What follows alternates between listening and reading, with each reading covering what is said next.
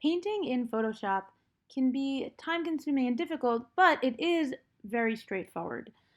And to paint in digitally in Photoshop, it's basically the same as painting with a canvas in real life. You're just going to have this canvas right here, and you're going to use your digital paintbrush. Right now, I'm just at the regular default setting. It's a round brush with a fuzz on the outside. That's just a general default. You can go into here to change the size by sliding the slider. You can change the hardness of the brush. See, now it's not fuzzy anymore, or you can make it totally airbrushed. That makes it more fuzzy. And let's just draw a heart. Okay, so I've drawn this heart. I can fill it in with the paintbrush also. And I'm just doing this with my fingertip on my trackpad. You can also use the paint bucket to fill in full spaces, although now we have that fuzzy area. And I just want to show you something that I did that's not great. I painted directly on the background, which means that there's no way to move this. So I'm going to hit cancel, and I'm also going to hit Command Z and undo what I've just done. When you paint in Photoshop, what you want to do is have a new layer and paint on that new layer. That gives us much more freedom to make edits.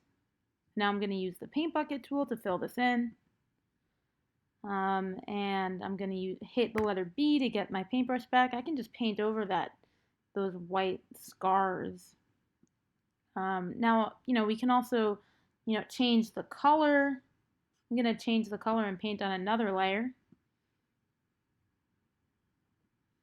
And then I can do that. Now we can even change the blending mode and see what happens when you do that. Yeah, so that's just basically painting. And let's say you want to draw a tree, you can just paint it. It can be kind of arduous to do if you don't have a stylus, but it is still possible. Now, something else I want to point out is the different kinds of paintbrushes you can use. By default, you'll have this round brush. I've already uploaded and downloaded from the internet and uploaded them on to Photoshop different kinds of brushes. Different kinds of brushes will give you different cool effects.